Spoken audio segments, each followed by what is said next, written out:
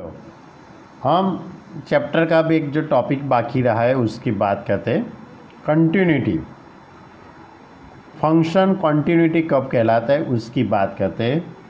A function is continuous at a fixed point if we can draw the graph of the function around that point without lifting the pen from the plane of a paper. यानी कि कहने का मतलब ये है कि आप कोई भी फंक्शन का आप ग्राफ ड्रॉ करो, बराबर। सपोज मेरे पास ये कागज़ है, एक कागज़ के ऊपर मैं कोई भी ग्राफ ड्रॉ कर रहा हूँ। सपोज मैं साइन फंक्शन की बात करता हूँ।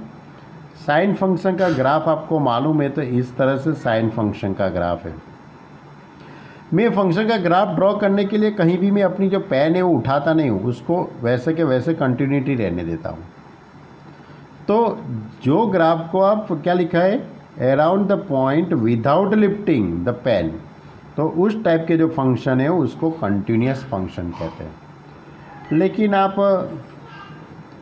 ग्रेटेस्ट इंटीजर फंक्शन का ग्राफ आपको मालूम है इस तरह का है।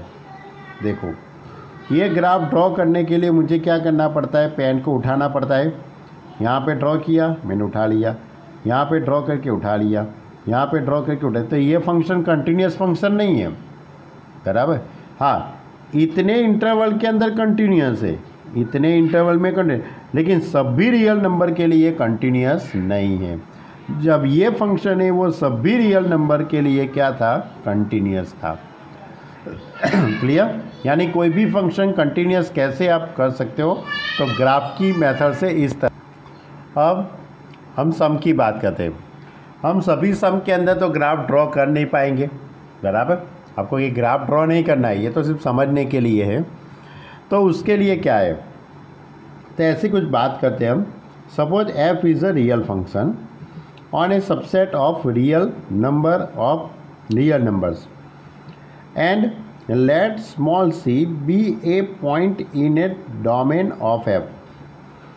Then f is continuous at c if limit x tends to c fx is equal to fc।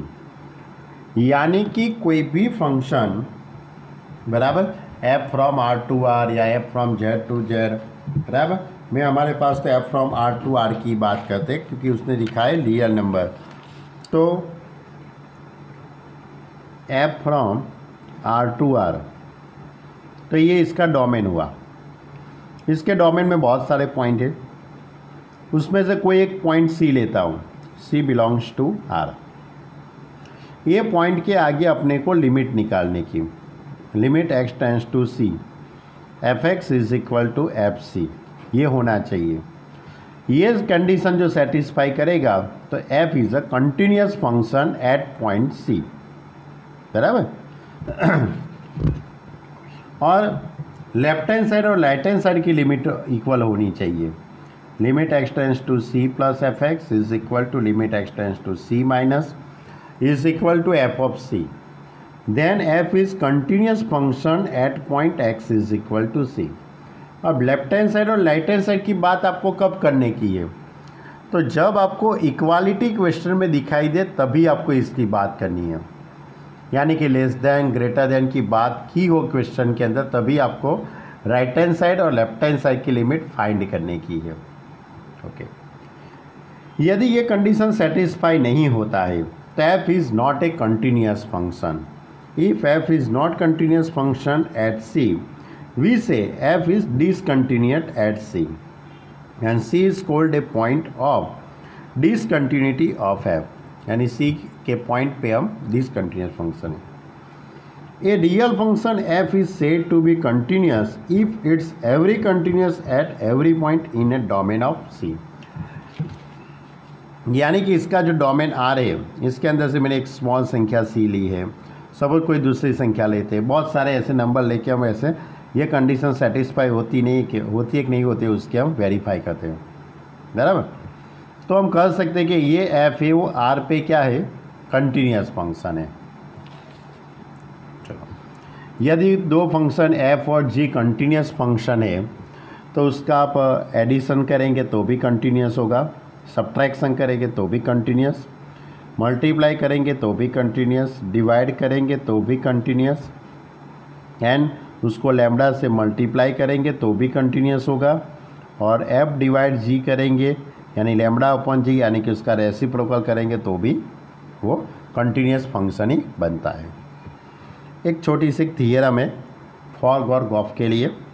Suppose f and g are real valued functions such that fog is defined at C. Fog defined at C. If G is continuous function at C and if F is continuous at G of C, then FOG is continuous function at C.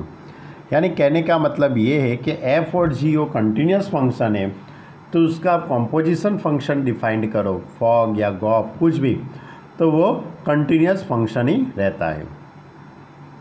F continuous function है तो उसका modulus आप find करेंगे तो भी continuous function ही रहेगा।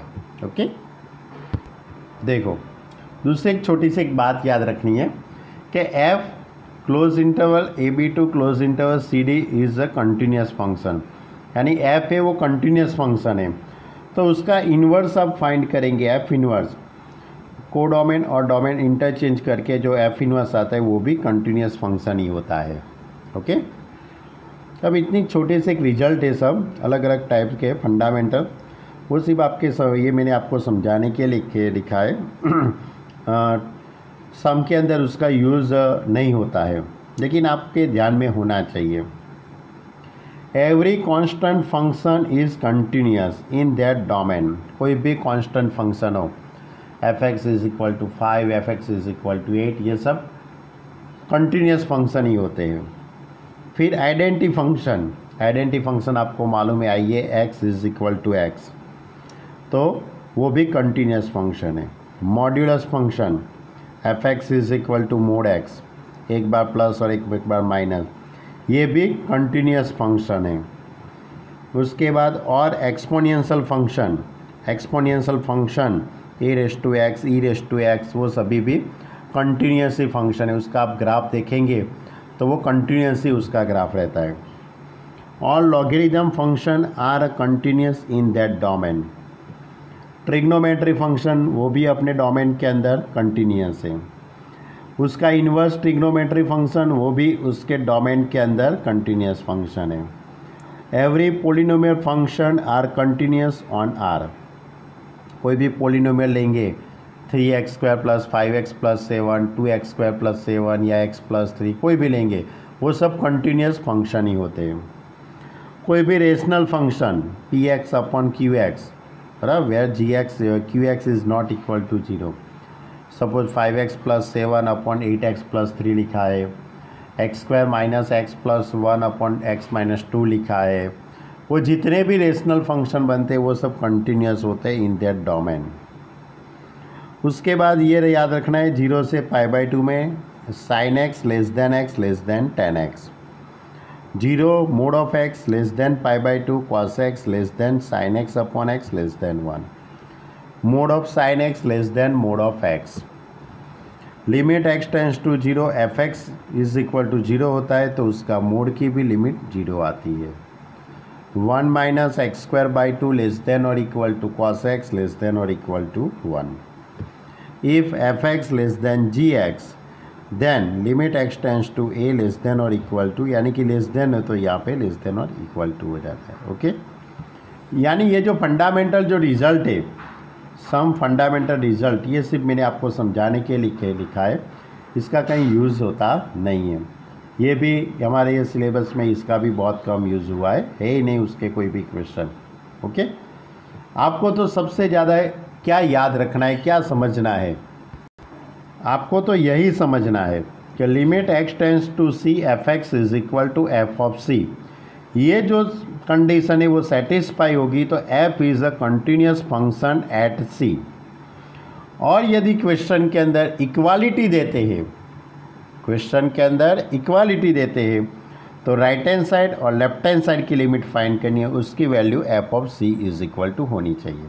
बस, सभी सम इसके ऊपर और इसके अकॉर्डिंग ही है, फिर से बताता हूँ, पॉइंट देते हैं x is equal to 2, x is equal to 3, तो आपको ये कंडीशन देखने की है। और यदि इक्वालिटी देते हैं लेस देन ग्रेटर देन, तो आपको ये लेफ्ट हैंड साइड और राइट हैंड साइड की लिमिट फाइंड करनी है। ओके, बस सभी क्वेश्चन यही टाइप के हैं, बराबर।